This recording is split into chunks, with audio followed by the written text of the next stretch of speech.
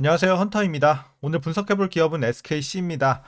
자, 올 초 들어서 엄청난 상승을 이어갔습니다. 보시게 되면 뭐 한 4개월 반 만에 주가가 3배 가까이 뛰었으니까요. 말도 안 되는 이제 단기간에 상승이 나왔고, 자, 이렇게 좀 급등이 크게 나오다 보니까 당연히 차익 매물이 안 나올 수가 없겠죠. 이건 당연한 수순에 따른 결과고, 뭐 최근에 뭐 악재가 나와갖고 막 떨어지는 건 아니고, 단기간에 너무 급등을 했습니다. 그래서 과열 구간에 자, 진입을 했었던 최근의 상황이었고, 뭐 과매수 구간 그리고 고평가 구간에 진입한 만큼 어쨌든 이제 조정이 좀 나올 수밖에 없었다. 이렇게 보시면 되겠고, 어쨌든 좀 내려왔다 다시 올라갔지만 또 다시 최근에 흘러내리고 있는 상황입니다. 그래서 어떤 방향성을 지금 잡고 있지 못한 상황에서 이제 주가의 흐름 향후에는 어떤 식으로 좀 진행이 될지 오늘 분석을 통해서 주가의 흐름 예측을 좀 해보도록 하겠고요. 자, 이제 보유자분들 대응이 조금 어려운 구간일 것 같습니다. 그래서 앞으로 우리 목표가는 어디까지 보면서 대응해 나가야 될지, 그리고 이제 단기적으로는 물려 계신 분들이 있을 수 있겠는데, 물려 계신 분들 대응 방법, 그리고 이제 최근에 조금 내려온 만큼 다시 진입이 가능한 구간일지까지 신규 진입 관점에서까지 같이 알아보도록 하겠습니다. 자, 이어서 수급 상황 보시겠습니다. 한 달 기준으로 개인이 샀고요. 외국인이 팔았습니다. 그리고 기관은 중립적인 모습을 보여주고 있습니다.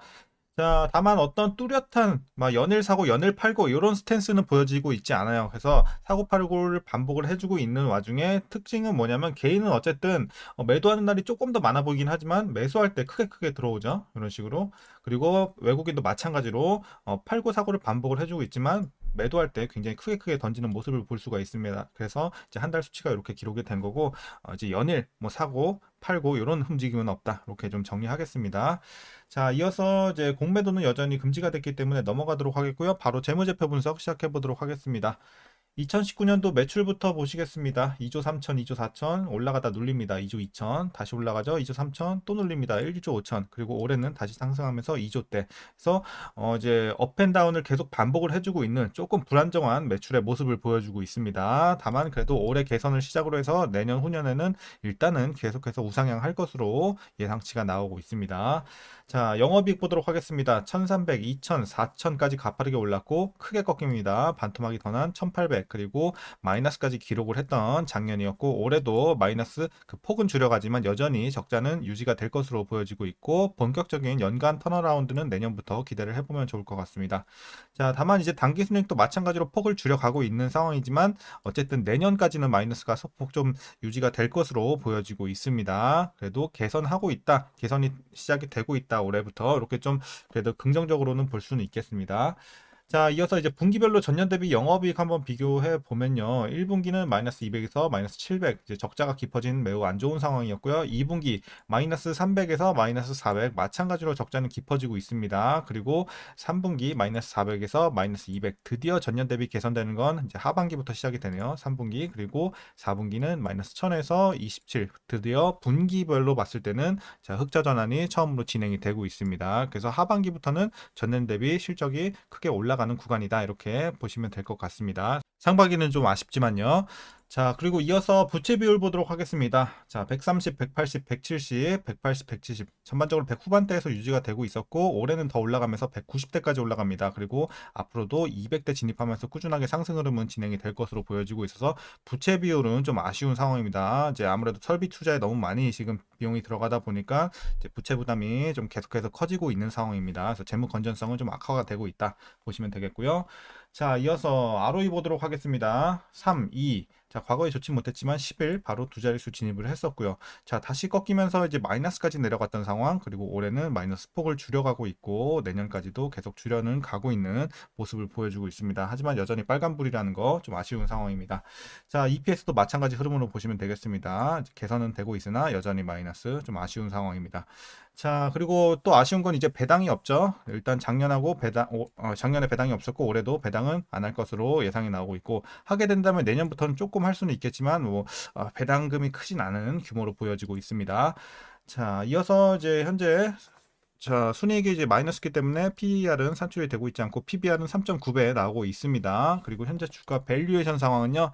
자, 지금은 주가가 그렇게 싸지도 비싸지도 않은 적정 주가 근처라고 판단을 하고 있습니다. 그래서 지금은 그냥 제가치 받고 있는 현재 구간이다, 이렇게 말씀드리겠습니다. 자, 이어서 동사 관련 이슈 한번 살펴보도록 하겠습니다. SKC가 2차 전지 소재와 반도체 소재 중심의 포트폴리오 전환에 속도를 내고 있습니다. 기존 화학 사업 대신 올 1분기 기준 전체 매출의 34%에 그쳤던 이 두 사업의 부문의 비중을 점차적으로 늘려나가겠다라는 회사의 계획이 돋보이고 있고요. 2차 전지 소재 사업의 경우 올 1분기에만 399억 원의 영업 손실을 냈는데요. 아무래도 이제 계속해서 고전을 면치 못하고 있는 상황입니다. 자, 전기차 그리고 2차 전지 시장에 캐즘이 오면서 어쨌든 주요 고객사인 SK온의 생산량이 크게 감소한 데 따른 것인데요. 다만 캐즘 이후에 동박 사업의 장기적인 성장성은 여전히 유효하다. 이렇게 시장에서는 보고 있습니다. 그리고 SKC가 안정적인 동박 수주 잔량을 또 확보를 하고 있다는 점은 또 고무적으로 보여지고 있는데요. 수주 잔량 체크해 보시면 일단 현재까지는 3조 원 규모, 그리고 올 1분기에 자, 동박 재고 자산을 크게 줄인 것 또한 긍정적으로 평가를 받고 있습니다. 자, 그리고 단기 실적 회복 불확실성이 높은 동박 사업과는 달리 반도체 소재 부문은 중장기 성장성이 또 높다는 평가가 나오고 있습니다. 특히 유리기판에 최근 이제 주목이 굉장히 좀 쏠리고 있는 상황인데, SKC가 현재 가장 공을 들이는 신사업이고요. 또 AI가 최근에 가장 또 잘 나가는 섹터잖아요. 그래서 AI 반도체 사업이 급성장하는 가운데 반도체 패키지의 이 데이터 속도와 전력 소모를 획기적으로 개선할 수 있는 게 바로 이 유리 기판이기 때문에 시장에서 크게 주목을 받고 있습니다. 자, 그래서 이 유리기판 시장은 약 5%에서 7%가량의 연평균 성장률을 기록을 할 것으로 보여지면서 2034년에는 약 6조 원, 연생산 기준은 6조 원의 규모가 될 것이다. 이렇게 바라보고 있고요. 동사의 유리기판 사업의 본격적인 이익 창출이 되는 시기는 2년에서 3년 후가 될 것으로 예상이 되고 있습니다. 자, 그래서 지금은 뭐 기대감이 좀 생겨나는 시기다 정도로 보시면 되겠고, 실적에는 어쨌든 나중에 반영이 되겠네요.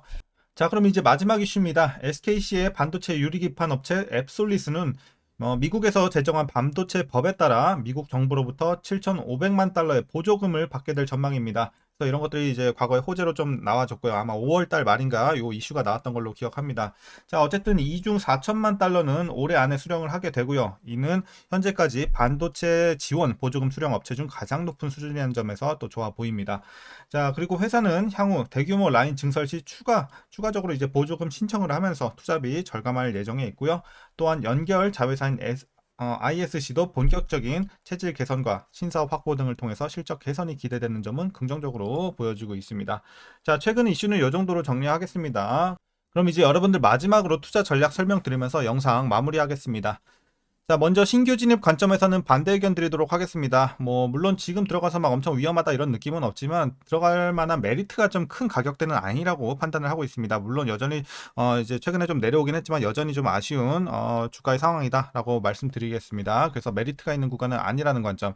그래서 만약에 이 종목을 좀 신규로 진입을 꼭 하고 싶다 하시는 분들은 제가 봤을 때 이제 메리트 있는 구간은 14만 원, 자, 언더입니다. 그래서 14만 원까지 그래도 내려온다면 이때는 우리가 좀 신규 진입, 메리트 있게 진입을 가능한 이제 구간이 되지 않을까. 물론 여기까지 내려오지 않을 확률도 충분히 큽니다. 그렇기 때문에 그냥 참고만 하시라고 말씀드리겠습니다. 그래서 만약에 14만 원 터치하면 이때는 또 우리가 노려볼 수 있겠다. 이렇게 말씀드리면서 반대 의견 드리도록 하겠고요. 자, 이어서 보유자분들 대응 방법입니다. 먼저 목표가부터 설정하겠습니다. 자, 목표가 저는 지금 재료로서 19만 원 보고 있습니다. 물론 여러분들 장기 초장기로 보시는 분들은 더 위에까지 봐야겠지만 어쨌든 이제 중기 이하의 입장으로 우리가 좀 노려보는 구간은 한 19만 원까지가 될 것 같습니다. 그래서 이렇게 좀 설정을 해 드리도록 하겠고, 이제 보유자분들 뭐 지금 종목 교체하셔도 상관은 없는 구간이에요. 적정주가 근처라고 판단이 되기 때문에. 하지만 이제 좀 더 가져가 보겠다 하시는 분들은 한 19만 원까지는 노려보실 수 있을 것 같습니다. 그래서 여러분들이 각자 상황에 따라서 이제 종목 교체를 할 건지 아니면 그냥 좀 더 노려볼 건지는 좀 고민을 해보시면 좋을 것 같습니다. 자, 이렇게 좀 설명을 드리도록 하겠고요. 이제 마지막으로 단기적으로 좀 물려 계신 분들 대응 방법입니다. 그래서 이런 데서 잘못 들어가서 물려 계신 분들이 좀 있을 수도 있을 것 같은 구간인데, 자, 그런 분들 뭐 딱히 지금 뭐 그래도 걱정할 건 없을 것으로 보여지고 있습니다. 여러분들 위에서 물리셨다고 하더라도 현재 마이너스 손실이 기록이 되고 있다고 하더라도 어쨌든 19만 원까지는 우리가 충분히 노려볼 수 있는 구간인 만큼 그냥 뭐 물 타지 마시고, 어차피 물 타봐야 지금 평단 관리 되는 구간은 아니기 때문에 비중만 커지기 때문에 그냥 보유만 하시는 관점으로 말씀드리겠습니다. 그래서 물렸다고 하더라도 꾸준히 보유하시면서 주가가 이제 향후에 올라오면 그때 교체하시던지 아니면 더 볼 것이든지 그때 재료에 따라서 조금 갈릴 것으로 보여지네요. 어쨌든 꾸준하게 좀 보유하시면서 본전 근처까지 올 때까지 좀 기다리시면 될 것 같습니다. 자, 이렇게 좀 오늘 전략 마치도록 하겠습니다. 여러분들 오늘 영상도 유익하셨다면 구독과 좋아요 한 번씩 부탁드리도록 하겠고요. 오늘도 시청해주셔서 감사합니다.